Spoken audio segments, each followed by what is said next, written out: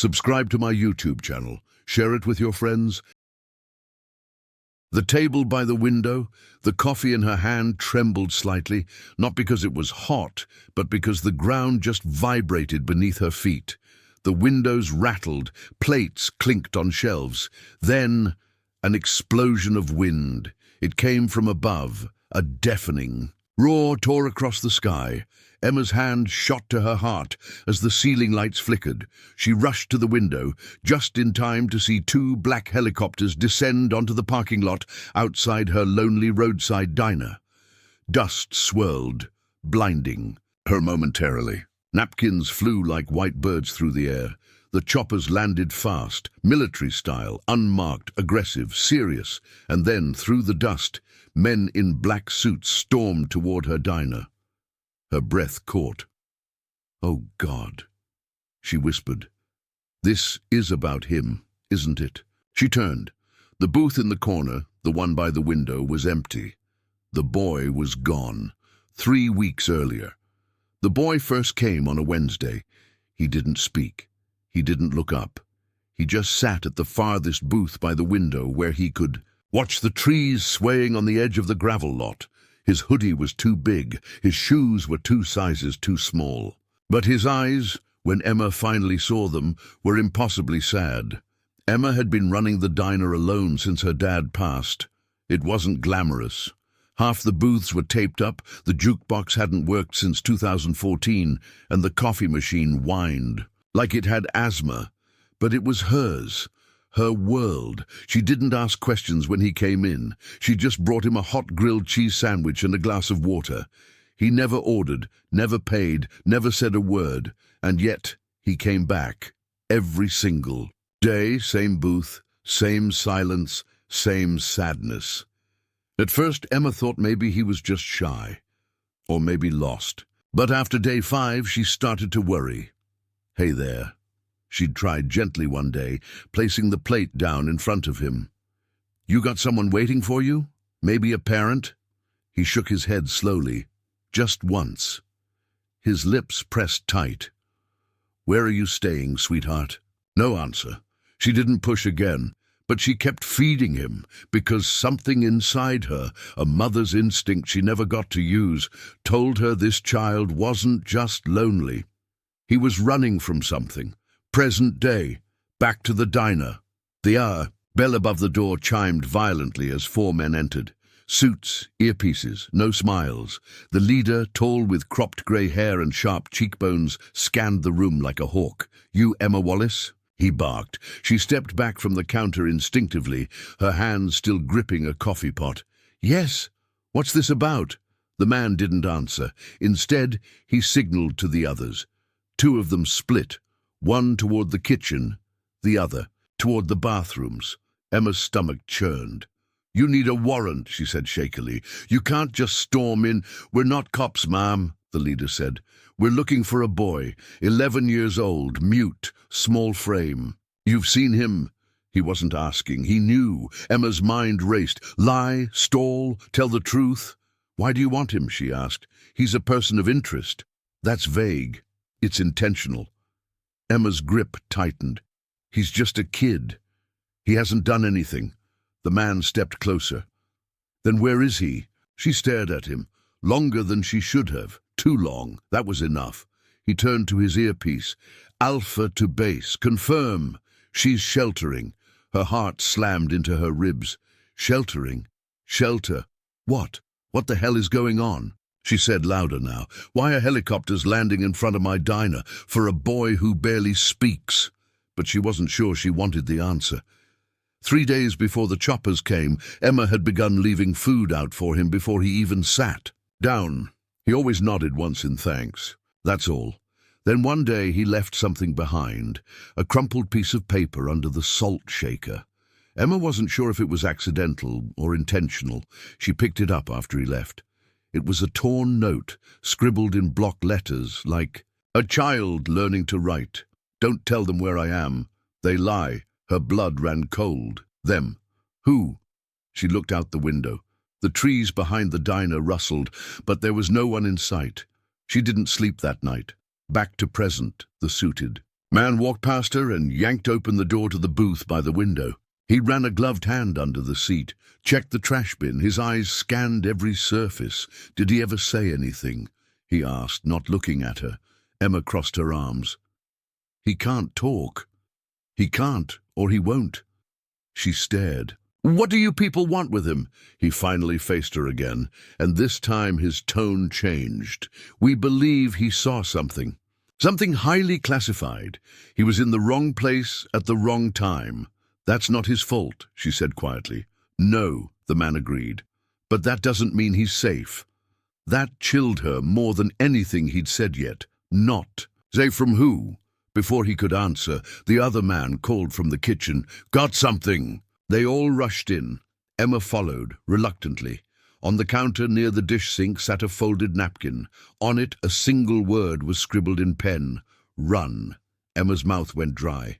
The lead agent stared at it, then at her. Mom, he said, slowly, voice edged with suspicion. You need to tell us. How long has he been gone? She swallowed. Lie. You have to lie. 20 minutes, maybe less. He gave her a long, calculating look, then tapped his earpiece again. Area scan. Woods, check thermal. He's close. The agent stormed out the back door. Emma leaned on the counter, breath shallow. He'd warned her. He knew they were coming. And somehow, he was already gone. Flashback. A moment she never told anyone. 1 week ago, after she handed him his sandwich, he reached into his hoodie pocket. She expected maybe a coin, a scribbled note. Instead, he pulled out a photograph. He placed it face down in front of her, nodding once. She flipped it over.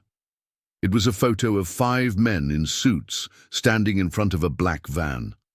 2 of them were the same men who just tore through her kitchen. They weren't smiling. In fact, they looked like they didn't know they were being photographed. She looked up at him, stunned.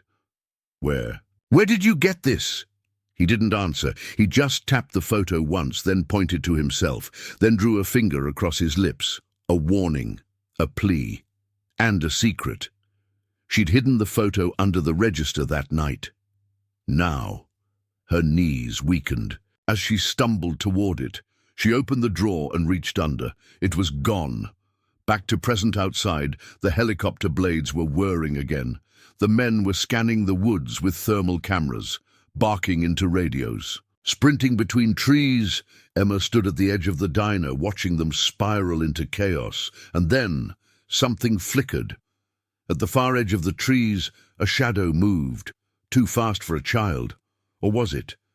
She wasn't sure if she imagined it. But her heart told her the boy was still close, still watching, still trusting her. She turned and locked the door to the diner behind her. You trusted me, she whispered. I won't break that. Then her phone buzzed. Unknown number. 1 new message. It was a photo. The boy, standing in front of a massive underground tunnel entrance. Behind him, darkness. And above the tunnel, words carved in concrete. Project Silo, no entry. Her fingers trembled as she scrolled. Another message appeared. Just 1 line. He wasn't supposed to survive. The message he left behind. The choppers left at dusk. By then, the coffee had gone cold, the booths were overturned, and her trust in the world had snapped like dry twigs.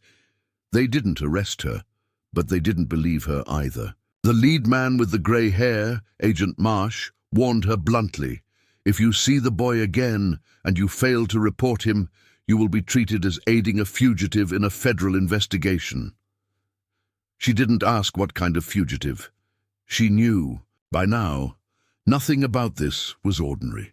Not the way they searched the woods, not the way they avoided eye contact, and not the way they handled the napkin like it was radioactive. By the time they disappeared into the forest, silence fell again. Only then did she let herself breathe and cry. She locked the diner, pulled the blinds, and retrieved the one thing they didn't find. The backup receipt roll from under the counter. On it, written in the same blocky handwriting as before, the boy had scribbled a message from earlier. In the week, trust no one in black. They come after lights. Find Ledge Hill. It didn't make sense, but it wasn't meant to. Not fully. It was meant to warn her and guide her. That night, Emma didn't sleep. She stayed in the back room, behind the diner, hunched over her dad's old maps, tracing a finger along the local trails. Ledge Hill. It wasn't a town. It wasn't even listed on most maps, but she remembered something, vaguely. Years ago, her father talked about a place deep in the forest where people used to test radio towers during the Cold War. Locals called it Ledge Hill because of the high cliff where the forest dropped into a ravine. She found it, circled faintly in pencil on an old 1980s Rangers map. 15 miles from her diner, no roads, no houses, just old trails and silence. She folded the map, shoved it in her backpack and grabbed a flashlight, a water bottle, and the last photo the boy had sent, the one with the words Project Silo. She didn't know what she was walking into, but something in her, some ancient protective force, was no longer willing to just serve sandwiches and clean booths while a hunted child vanished. Emma left at dawn. She parked her car at an old logging trail and hiked into the forest. The trail thinned fast, turning to rocks and brambles. By the time the sun peeked over the pines, she was scratched up, sweating, and ready to turn back. Then she saw it, a boot print, small, fresh, deep, and not just one. Several, moving uphill, fast. She followed. The climb got steeper, the trees grew taller. Then she saw the cliff, just ahead, through a wall of ferns, the ledge, and carved into a fallen log. LH Ledge Hill. She scanned the area and spotted something unnatural, metal half buried in moss, a door, round, rusted, hidden under debris, a ventilation shaft beside it. Emma knelt, pulled aside the moss. A keypad blinked, long dead, but the door was open. A crack. Just enough, she hesitated, then slipped inside. The inside smelled like damp metal and dust. The flashlight beam flickered across concrete walls, old electrical panels, and a staircase leading downward. Far below, wind whistled through forgotten vents. Something creaked, then a sound, soft, quick, a footstep. "Hello?" she called out gently. "It's Emma, from the diner."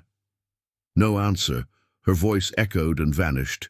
She moved slowly, carefully, down one flight, then another, until she reached a room the size of a gymnasium, full of broken lab tables and shattered glass.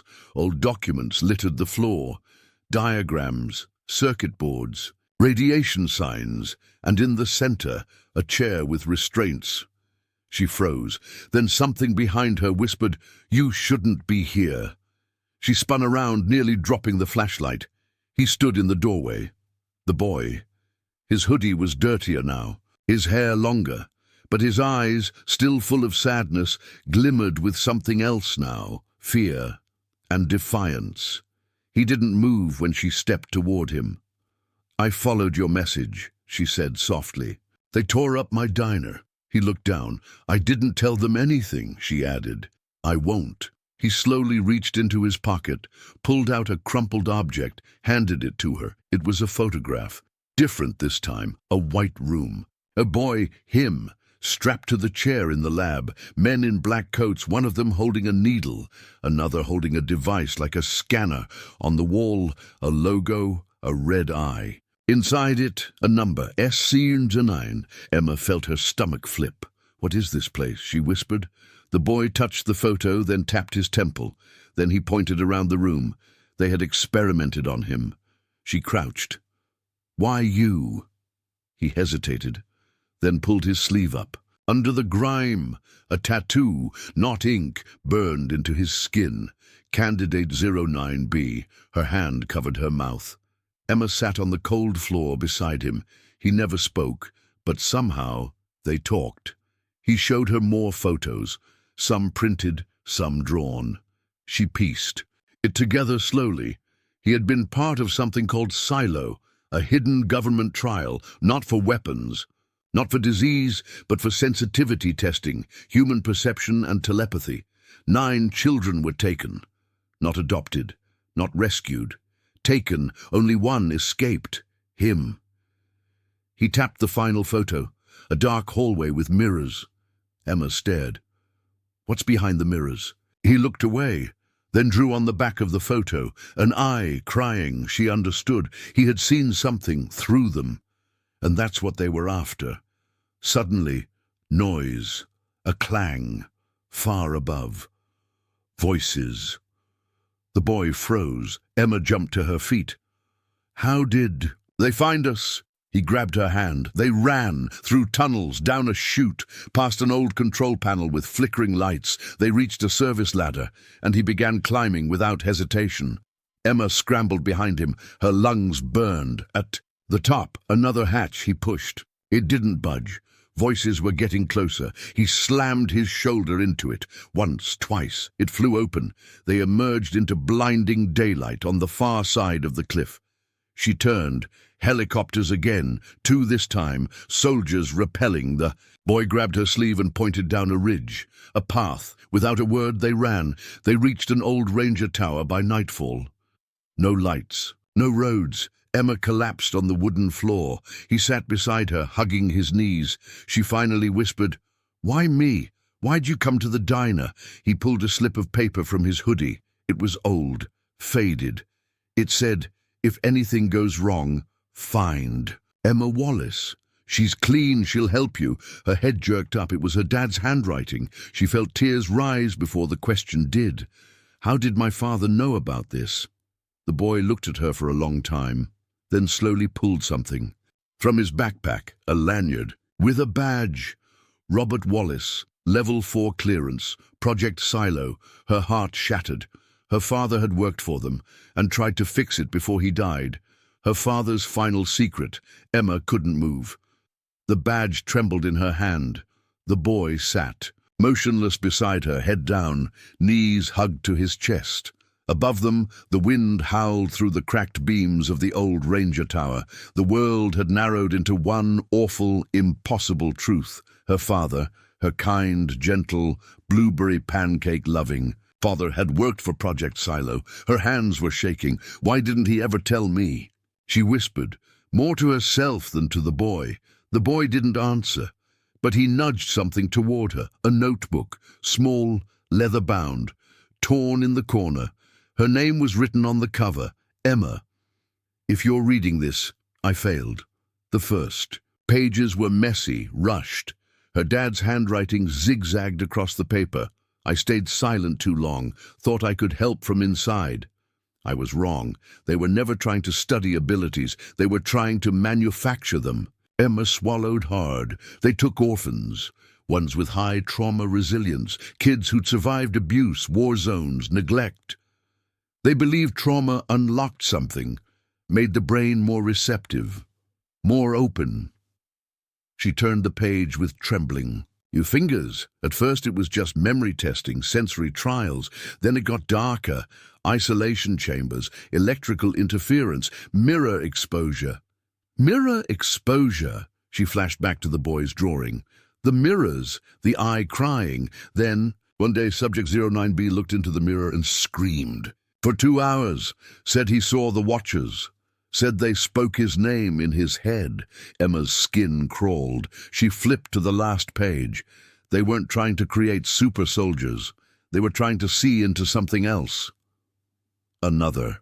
Leia, another presence. If anything happens to me, help him. He's the only one who escaped. They'll burn forests to find him. They can't afford what he knows. A single line was underlined in red. You can't trust the ones in black. They aren't all us. Emma lowered the notebook slowly. The boy was watching her. Quiet, still, but his eyes were wet. I'm so sorry, she whispered. I didn't. No. He looked away, then pointed to the map on the wall, an old ranger's survey of the forest. Near the bottom, faded and nearly invisible, was a shape she hadn't noticed before, a compound, marked S9. Silo 9, she breathed. He nodded. She turned to him. That's where it all started. He nodded again. And it's still there?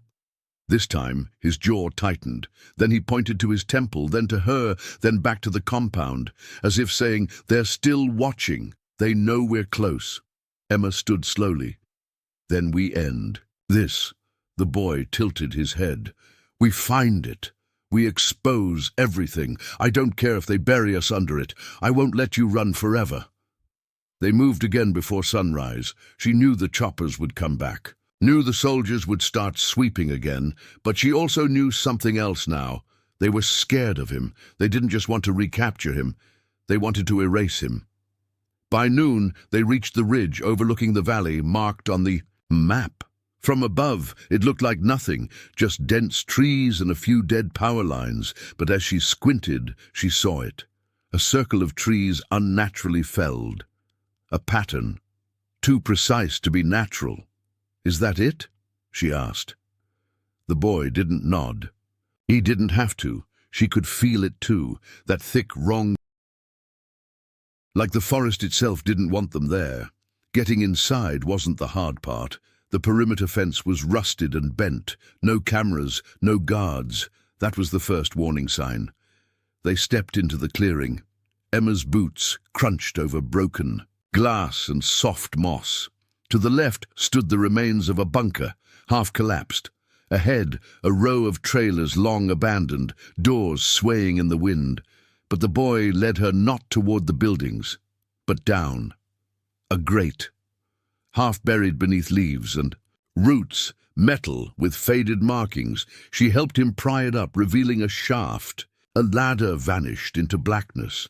"I don't like this," she said. The boy looked at her. His face was pale, but he started climbing. She followed. The ladder dropped them into silence. A narrow corridor stretched forward, lit only by her flashlight. She saw signs along the walls, Unit A holding testing chamber 3. Then they reached a door, rusted, sealed with a keypad. The boy knelt, pressed his palm against the scanner. It blinked green. Click. The door slid open.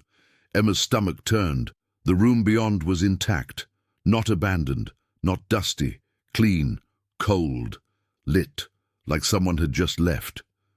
Inside were the mirrors, dozens of them lining the walls, all angled inward. The boy stopped at the center and sat cross-legged on the ground, facing the largest one. Emma stood back. "What is this?" He didn't answer.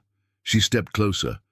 The mirror was perfectly clear, but something felt off, as if it wasn't reflecting the room, but distorting it. Her breath fogged the glass. She squinted. For a moment, just a flicker, she saw a shape. Behind her that wasn't there. She spun around. Nothing. "Don't look too long," the boy finally said softly. Emma startled.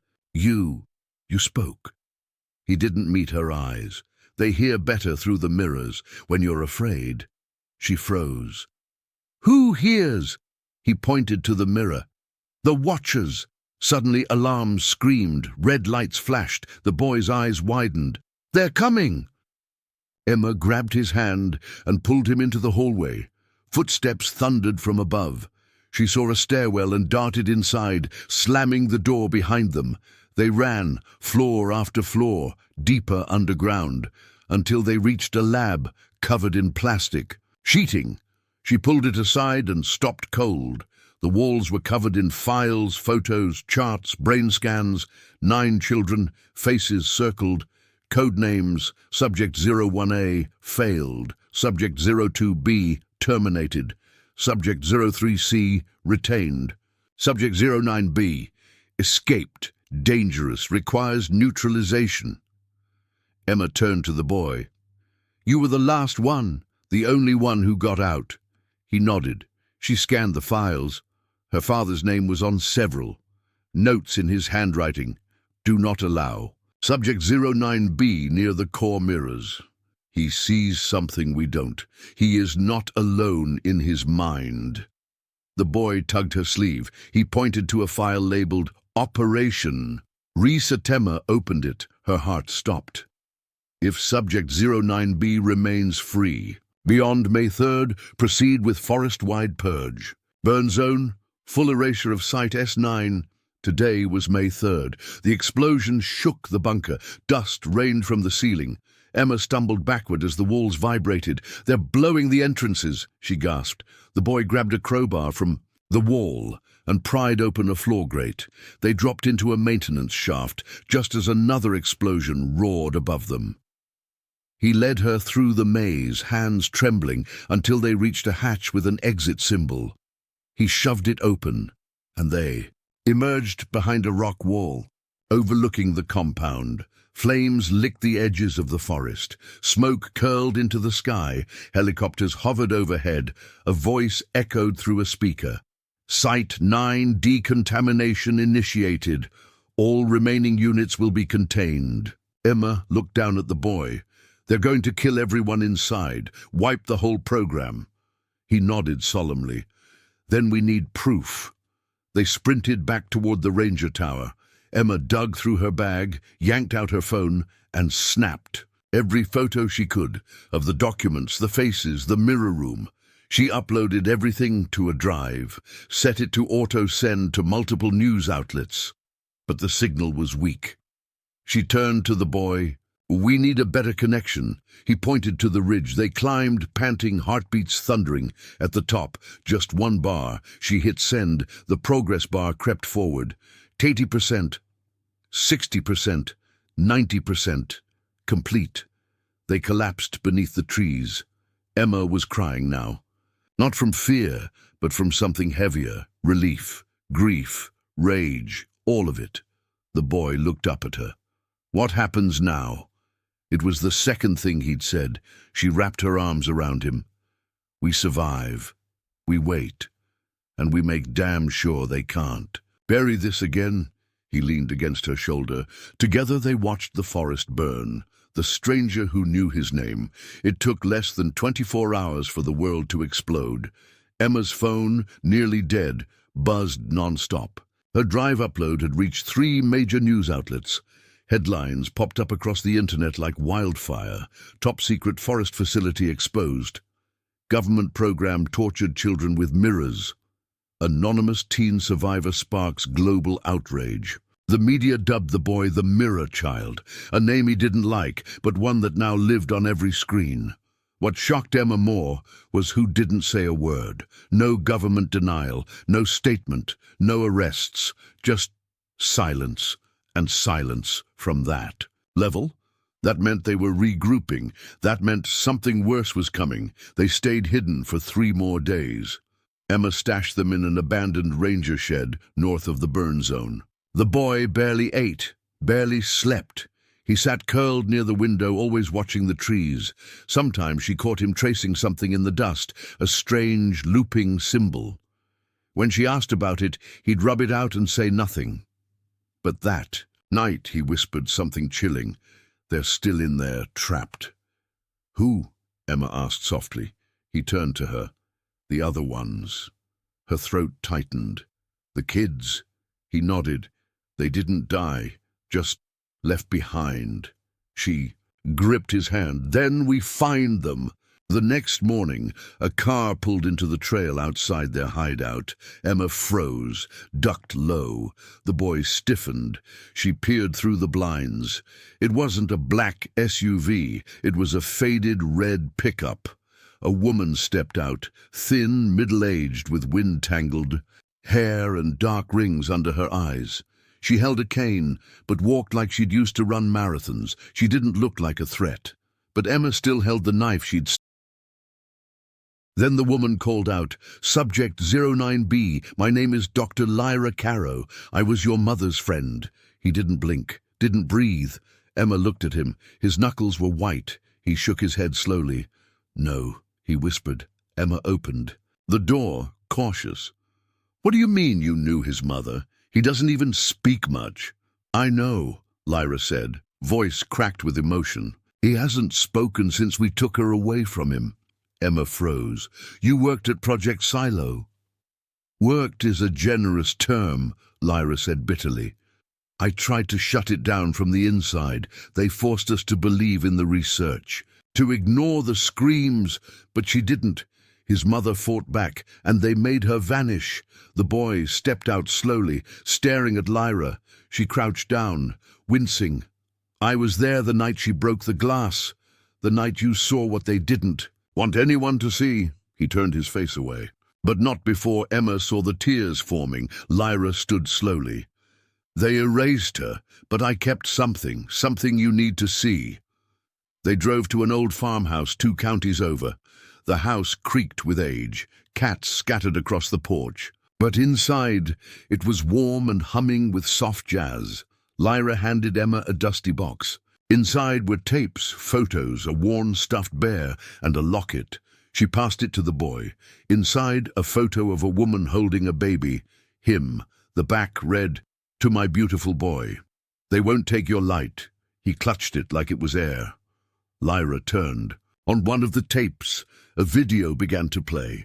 A woman with the same eyes as the boy sat in a white lab chair. Behind her, men in suits observed through glass. "My son is not a subject. He's not a weapon. He's a child. And if you force him to see into those mirrors again, he won't be the one who breaks. You will." She looked straight into the camera. "You're the ones looking into something you don't understand. I hope to God you never do." Emma couldn't sleep that night. The boy was curled on the floor, locket pressed to his chest. Emma stood on the porch. Lyra joined her with 2 mugs of tea. "They called it an experiment," Lyra said quietly, "but it was worship. The ones funding it, generals, senators, private arms dealers, they believed the mirrors could be used to summon, not just spy." Emma's mouth went dry. "Summon what?" Lyra took a long sip. "Things that live in the layers between sight and sound." The boy, he was the only one who saw them clearly. That made him dangerous. Emma stared out at the stars. "He's still connected to them, isn't he?" Lyra nodded slowly. "And they're still watching him, through reflective surfaces. That's why he avoids mirrors, phones, puddles." Emma shivered. "So what happens if they come through?" Lyra looked haunted. "Then this world won't belong to us anymore." The next day, Emma took the boy into town. Just a small errand for groceries. They wore hats, glasses. No one noticed them until they walked past the TV store. Every screen froze. The signal glitched. Lines twisted across the glass. And then, one by one, the screens showed his face. Emma turned sharply, so did others. An automated voice crackled from the speakers. "This child is part of an active threat. Do not engage. Contact emergency services if seen. Do not allow him access to any reflective surface."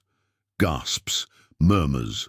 The boy backed up, eyes wide. A woman pulled out her phone. Emma grabbed his hand. "Run!" They bolted into the alleys. Sirens started wailing. Drones buzzed overhead. Emma pulled him through a dumpster tunnel and into the back of a hardware store. He was trembling, breathing too fast. She held him close. "They're trying to turn the world against you." He shook his head. "No, not them, not just them." She looked into his eyes. "What do you mean?" He touched his chest. "They're awake." And suddenly, every mirror in the store shattered. They hid again that night, back at Lyra's. She was already packing. "They'll find this place too. It's not safe." Emma slammed her fist on the counter. "There has to be a way to stop them." "There is," Lyra said quietly. "But it means going back." Emma froze. "Back where?" "The core mirror," Lyra said. "The one they sealed in the deepest level of Silo 9. Emma's mouth went dry. "That thing, it's still active," Lyra nodded. "And the only way to close the link between their world and ours is from inside the mirror, from someone they recognize." Emma turned to the boy. He looked at her, and slowly he nodded into the mirror. The road to Silo 9 was silent. No music, no conversation. Just the hum of tires and a storm that hadn't broken yet. Emma sat beside the boy in the back of Lyra's pickup, watching the trees blur by. His small hands clutched the locket tighter than ever. He hadn't spoken since last night's shattering when every mirror around them cracked in warning, not from humans, not from drones, from something else. Lyra gripped the wheel like it might betray her. Her face was drawn, as if she knew what waited at the end of this road wasn't something you could walk away from. "You sure this is the only way?" Emma finally asked. Lyra didn't look back. "I wish it wasn't, but he's the only one who can shut the rift." Emma reached over and held the boy's hand. He didn't pull away, and when they reached the rusted gates of Silo 9, the sky cracked open with thunder. The facility had changed. Vines climbed its walls. The concrete was scarred, like something had tried to claw its way out, but the scanner still worked when Lyra placed her palm on it. The gate let out a mechanical groan and slid open. They stepped inside. It smelled of rot and dust. Lights flickered on in stretches. Metal groaned far beneath them. Emma kept close to the boy. He moved like he knew the place in his bones. "Level -6, Lyra whispered. "That's where they kept the core mirror, the rift." Emma frowned. "And security?" "They wiped everyone out after the exposure, but something else stayed. They took the stairs. Each level got colder and darker. By -4, their breath frosted in the air. By -5, even Lyra looked unsure. "I don't remember this," she whispered. The walls were pulsing, literally pulsing like veins. The paint had peeled away, revealing strange symbols beneath, etched into the steel. And then, creak, a door opened by itself ahead. They all froze. The boy stepped forward, and something answered, a low hum vibrating through the floor. Like a voice without sound. Then Emma saw the reflection in a cracked glass panel beside them and gasped. In the reflection, the boy was alone. No Emma. No Lyra. Just himself and shadows curling behind him. They reached level 6. The door to the core chamber stood wide open. Inside, a circular room pulsed with blue light. In the center, the mirror. Not just any mirror. This one stood 2 stories high, frame made of black stone. The surface shimmered like liquid mercury caught mid-breath, and it was rippling, not from their presence, but from something trying to push through from the other side. Lyra stepped forward, trembling. This was sealed. It shouldn't be. Then a voice boomed from behind them. "It shouldn't be open, yet here you are." Emma spun. A man stood in the corridor, suit, clean shoes, calm expression, but his eyes were wrong, too still, too deep. "Who the hell are you?" Emma demanded. He smiled. "A concerned gatekeeper. You're trespassing on federal grounds." Lyra stepped forward. "This facility was shut down." "You're not federal." The man grinned wider. "No, but I used to be, until I stepped into the mirror." The boy flinched. Emma moved between him and the man. "You're not getting near him."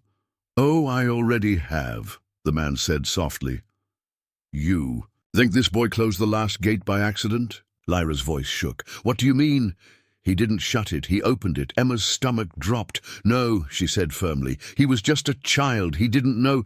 "But he did," the man interrupted, "because they called to him from the other side." The boy shook his head violently, tears welling. "I didn't mean to." The man stepped closer. "They speak in symbols, in thoughts." And when he touched the core, he saw what we all wanted to see. Power, possibility, salvation. Emma's heart pounded. "But they don't give, they take." The mirror flared. Light burst from its center. The surface pulsed, cracked slightly. Something massive stirred on the other side. Emma grabbed the boy's shoulders. "Whatever happened before, it doesn't have to end the same way. You can close it. You're stronger now." The boy looked at her, tears streaming silently. Then Lyra spoke. "There's still a way, but it has to be his choice." The suited man laughed. "He'll never choose to shut them out. They live inside him now." Then the boy did something none of them expected. He stepped toward the mirror. The air turned electric. His feet dragged on the floor. Every step cracked light across the surface. The mirror vibrated louder, high-pitched and awful. Emma lunged forward. "No!" He turned to her. For the first time, he spoke clearly. "I have to go in." I have to see what they want. She shook her head violently. No, we don't need to understand them. We need to stop them. But Lyra raised a hand. Let him choose. And the boy stepped into the mirror. Inside the reflection, time didn't exist. The boy floated in light and shadow. Shapes moved around him, too large, too ancient to understand. They whispered in pulses, symbols, flashes of memory. His mother, her scream, her hand against the glass, and beneath it all, a hunger. The rift didn't want to be closed. It wanted him, because he was the only one who could move between worlds. But deep inside, he heard Emma's voice. You're not what they made you. You're what you choose to be. He reached inside himself, found the locket, opened it, and remembered her words. They won't take your light. He screamed. The mirror cracked. The rift convulsed. From the outside, Emma watched as light exploded from the mirror, turning night to day. The suited man began to scream, his skin flaking away like ash. No, no! You promised me eternity! But no one was listening now. The rift was closing. Emma ran toward it, arms out. Come back! The mirror buckled, and in a final blast of light, it shattered. The entire chamber fell silent. Dust, echoes, nothing left, just the silence. Hours passed.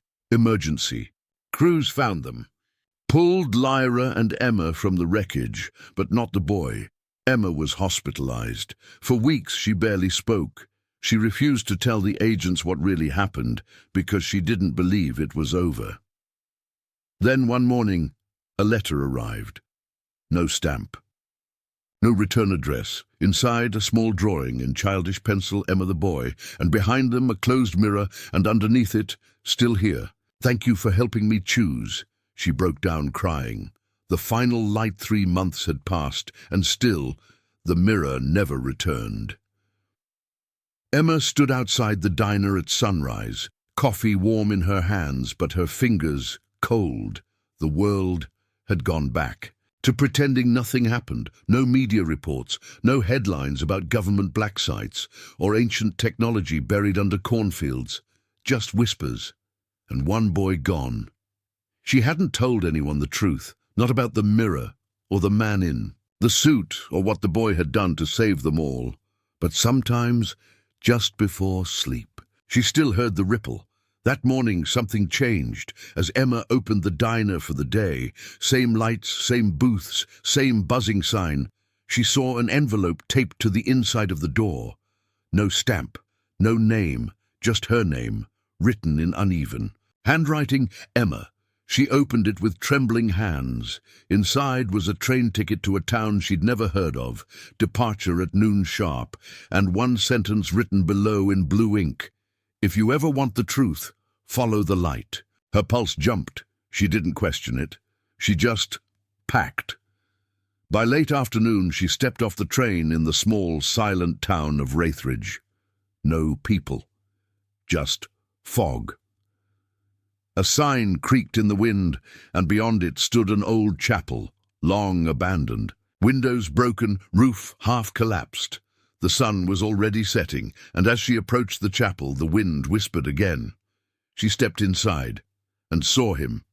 The boy was taller now, a year older, or maybe much more than that. He stood in front of a single intact stained glass window, sunlight breaking through, casting colors across his face. And when he turned, Emma's breath caught. His eyes were still wide and soft, but behind them was infinity. "Hi," he said softly. Emma's voice trembled. How are you here? I saw the mirror shatter. I thought you were gone." He smiled gently. "I was, for a while." She stepped forward, fighting tears. "What happened? What was all of it?" He looked at her a long time. Then he said, "You believed I was human. That's what saved me." He led her to a bench beneath the stained glass. The light shifted as he spoke. "Those things behind the mirror, they're not demons, not gods. They're just lost." Emma blinked. "Lost? They want form, voice, but can't create it. So they look for minds that are quiet enough to hear them.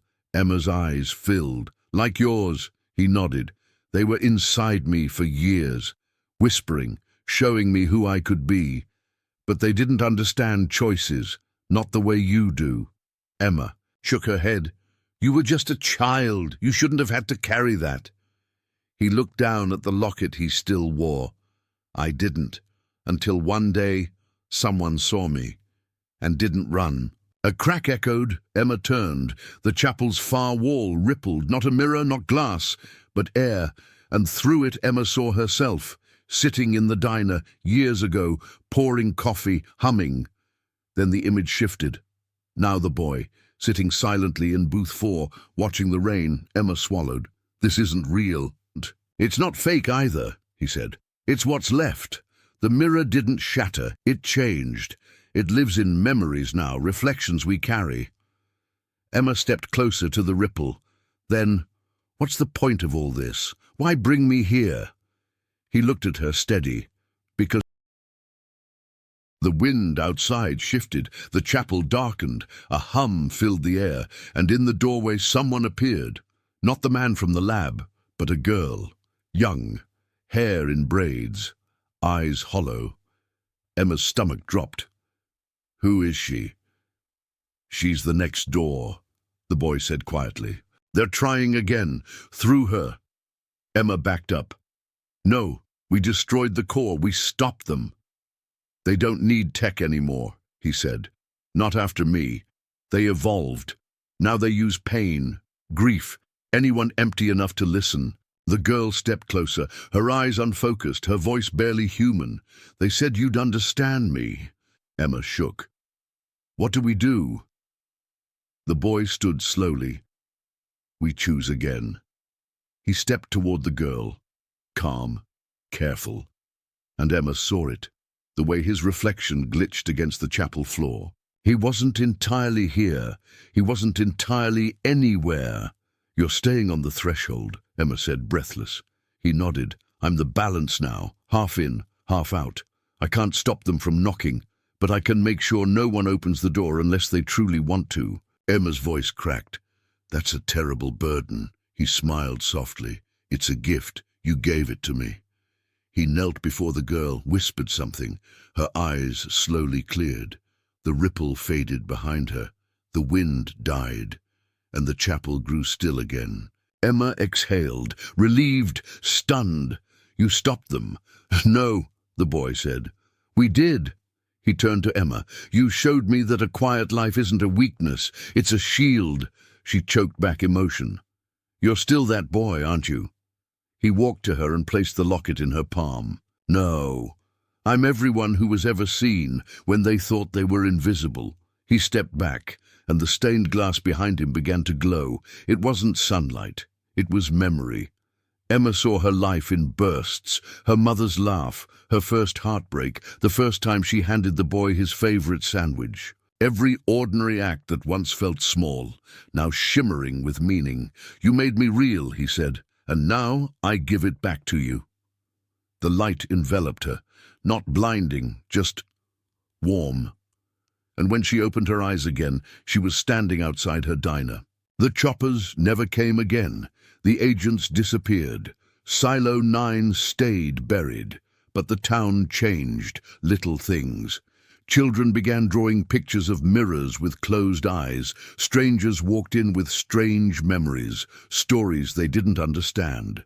And every few months, a letter arrived in Emma's mailbox, always hand-drawn, always unsigned. One simply said, "They're still trying, but I'm not letting them through." Another, "The girl's okay. She smiles now." And the last one she ever received 5 years later, "Sometimes losing everything is the only way to find who you really are." Inside was a photo of booth 4 empty, except for a sandwich and a small blue locket. Emma framed it, hung it beside the coffee machine. Customers asked why. She always said, because someone quiet once saved everything, and I got to watch it happen. Then she'd smile and pour another cup.